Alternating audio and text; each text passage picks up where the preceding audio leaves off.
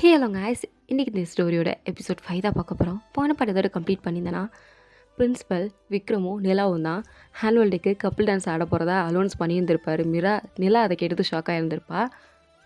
அது மட்டும் இல்லாமல் கசின் சிஸ்டர் இவங்க 2 பேரையும் பிரிக்கணும் அப்படின்னு ஒரு பிளானும் பண்ணியிருந்திருப்பா. அதோட இந்த பாட்டை கம்ப்ளீட் பண்ணியிருந்தேன். So let's continue to the part 2.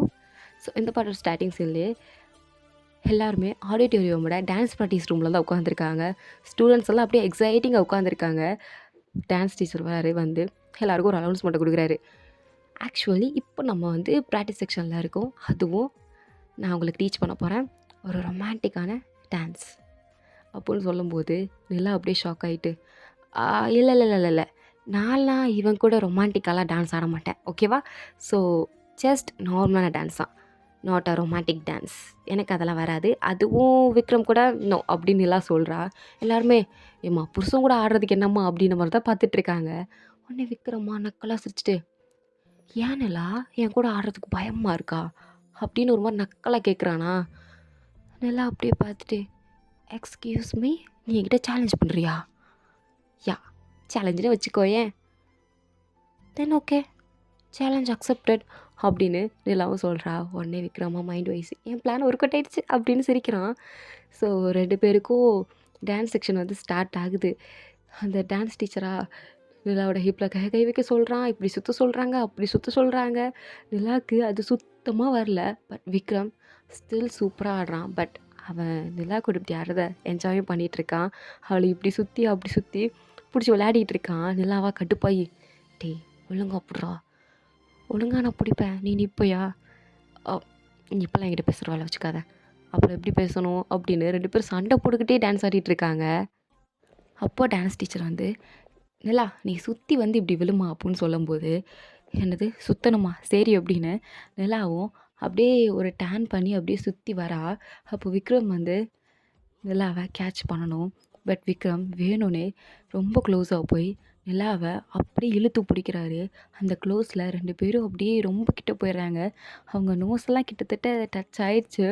ஒரு மாதிரி 2 பேருக்கும் ஒரு ரொமான்டிக் வைப் போயிட்டுருக்கு. அப்படி எல்லா ஸ்டூடெண்ட்ஸ் அப்படியே எக்ஸைட்டிங்காக பார்த்துட்டு இருக்கும்போது நிலா அப்படியே விலகி போயிட்டா. டான்ஸ் டீச்சரே பயங்கர ரொமான்டிக்காக இருக்கே அப்படின்னு பார்த்துட்டு இருக்காங்க. பட் இன்னுமே சில ஸ்டெப்ஸ் நிலாவுக்கு வரவே மாட்டேங்குது சுத்தமாக.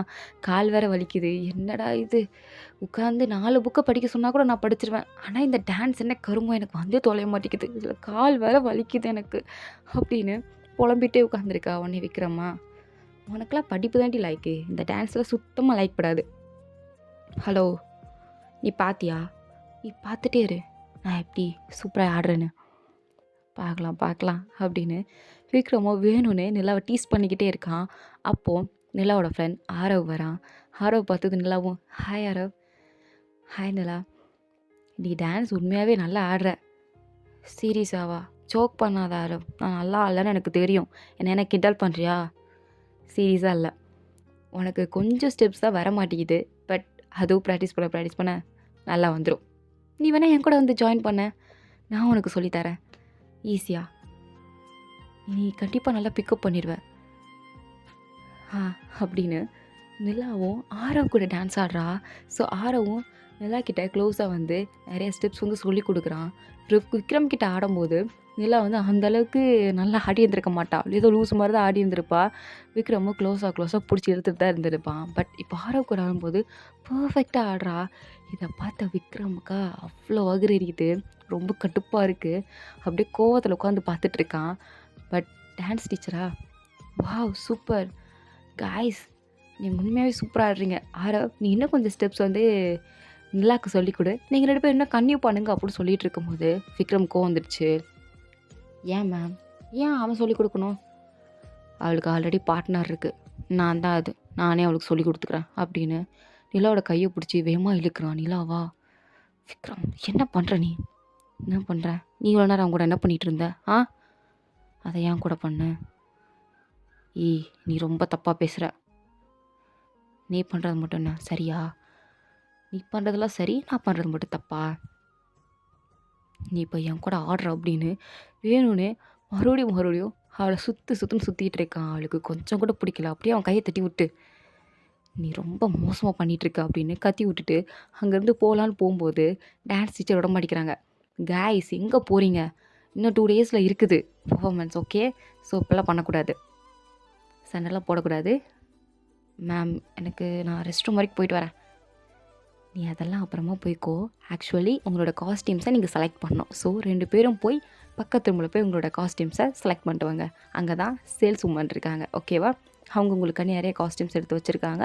உங்களுக்கு எது சூட் ஆகுதோ, உங்களுக்கு எது பிடிச்சிருக்கோ அதை போய் ட்ரையல் பார்த்துட்டு வாங்கிட்டு வாங்க. அதுதான் நீங்கள் ஆனுவல் டே அன்றைக்கி போடணும், ஓகே? கோ ஹரியப் அப்படின்னு சொன்னதும் நிலாவுக்கு இப்போ வேறு வழி இல்லை, போய் தான் ஆகணும். ஸோ அப்படியே விக்ரம பார்க்குறேன். விக்ரமோ வேறு வழியே இல்லை, எனக்கு கூட வந்து தான் ஆகணும், வரியா அப்படின்றான். அவளும் முறைச்சிட்டே அந்த தொலைகிறான் அப்படின்னு 2 பேரும் அங்கே தான் போகிறாங்க. அந்த சேல்ஸ் உமனா 2 பேரையும் பார்த்து, வாவ், நீங்கள் தான் அந்த காலேஜோட யங் மேரிட் கப்புலா? பார்க்குறதுக்கே சூப்பராக இருக்கீங்க. தென் ஓகே, உங்களுக்கு எந்த மாதிரி ட்ரெஸ்ஸஸ் வேணும் அப்படின்னு சொல்லும்போது விக்ரமா வேணும்னே ஒரு சின்னதாக ஒரு ட்ரெஸ் எடுத்துகிட்டு, இந்த சீவ்லெஸ் ட்ரெஸ் நல்லா, இட்ஸ் பர்ஃபெக்ட் ஃபார் யூ. இந்த கருமத்தெல்லாம் நான் போட மாட்டேன். எனக்கு இந்த மாதிரி சின்ன ட்ரெஸ்ஸு, முட்டி தெரிகிற மாதிரி, கை தெரிகிற மாதிரி ட்ரெஸ்லாம் போடுறது பிடிக்காது, ஓகேவா? என்னை ஃபோர்ஸ் பண்ணாத, எனக்கு இந்த மாதிரி ட்ரெஸ் போட பிடிக்காது அப்படின்னு சொன்னதும் விக்ரம் அப்படியே ஷாக் ஆகுறான். விக்ரம் என்ன நினச்சிட்டு வந்திருப்பான், இந்த மாதிரி ட்ரெஸ் எல்லாம் இவட்ட வாங்க காசு இருக்காது, அதனால இந்த மாதிரி மாடர்ன் ட்ரெஸ்லாம் போட மாட்டேங்கிறான்னு நினச்சிட்டு வந்திருப்பான். பட் இப்போ தான் தெரியுது அவளுக்கு இந்த மாதிரி ட்ரெஸ்ஸே பிடிக்காது அப்படின்னு. அப்படியே ஷாக் ஆகி பார்க்குறான். ஏன்னா அவன் பார்த்தா பொண்ணுங்களாம் இந்த மாதிரி ட்ரெஸ் எடுத்து கொடுத்தா வாவ் இட்ஸ் நைஸ் அப்படின்னு சொல்லி எடுத்து போட்டுப்பாங்க. பிகாஸ் அந்த ஒரு ட்ரெஸ்ஸு 25,000 ஆனால் அவள் அதை பிடிக்கல அப்படின்னு சொல்கிறாளே அப்படின்னு ஷாக் ஆகி தான் பார்த்துட்ருக்கான். பட் நிலா எதையும் கண்டுக்கல. சேல்ஸ் உமன் உங்ககிட்ட இந்த மாதிரி சாரீ அந்த மாதிரி எதுவும் இருக்கா? இருக்குது அப்படின்னு அவங்களும் எடுத்து காமிக்கிறாங்க. அப்போ நிலாக்கு அழகு ஒரு ரெட் கலர் சாரீ ரொம்ப பிடிச்சி போச்சு, அதை எடுத்து பார்த்துட்ருக்கா. அந்த சேல்ஸில் அடியும், yeah it's really nice colour, இது உனக்கு உண்மையாகவே சூப்பராக இருக்கும், நீ வேணால் ட்ரை பண்ணிட்டு வாயேன், ட்ரையல் ரூம் அந்த பக்கம் இருக்குது. ஓகே அப்படின்னு அவளும் அதை ட்ரையல் ரூமில் போட்டுட்டு வரா. அப்போ விக்ரம் இங்கே ட்ரெஸ்ஸை பார்த்துட்ருப்பா. அப்போ இந்த சேல்ஸ் உமனா, wow seriously looking so gorgeous அப்படின்னு சொன்னதும் யாரை சொல்கிறாங்க அப்படின்னு விக்ரம் அப்படியே திரும்பி பார்க்குறான். அங்கே நிலா ரெட் கலர் சாரீ கட்டிட்டு அப்படியே ஏஞ்சல் மாதிரி வந்து நிற்கிறா. அப்படியே விக்ரம் ஸ்டன்னாக போய் நிற்கிறான், ஸ்பீச்லெஸ், வார்த்தையே வரலை, எதுவுமே பேச முடியாமல் அப்படியே செல்ல மாதிரி நின்றுட்டுருக்கான். அவனுக்கு என்ன பண்ணுறதுனே தெரில. ஏன்னா அவள் அவ்வளோ அழகாக இருக்கா அந்த சாரியில், அதுவும் ப்ளவுஸும் சூப்பராக இருக்குது, அவளுக்கு ஏற்ற மாதிரியே இருக்குது அப்படின்னு பார்க்குறா. அப்போது அந்த சேல்ஸ் ரெடியா கொஞ்சம் பின்னாடி திரும்ப, உனக்கு பின்னாடி ஃபிட்டாக இருக்கான்னு பார்க்கலாம் அப்படின்னு சொன்னதும் அவளும் பின்னாடி திரும்புகிறா. பார்த்தா பின்னாடி கொஞ்சம் இறக்கமாக தான் வச்சுருக்காங்க. பட் அது அவன் கண்ணுக்கு அவ்வளோ செக்ஸியாக தெரியுது விக்ரம் கண்ணுக்கு.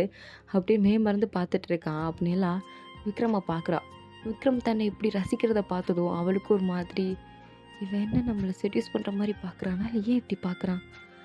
சரி நிலா, நீ ட்ரெஸ்ஸை மாற்றிட்டு வந்துடு, இதுக்கடுத்து இவன் எப்படியே என்ன சரிப்பட்டு வராது அப்படின்னு அவள் போகலான்னு பார்க்குறா. அப்போ அந்த சேல்ஸ் உமனா சும்மா இல்லாமல், விக்ரம் சொல்லுப்பா, உன் ஒய்ஃப் எப்படி இருக்கான்னு, எதுவுமே சொல்லாமல் இப்படி பார்த்துட்டே இருந்தா எப்படி, சொல்லணும்ல அப்படின்னு சொன்னதும் எல்லாமே அப்போ திரும்பி பார்க்குறா.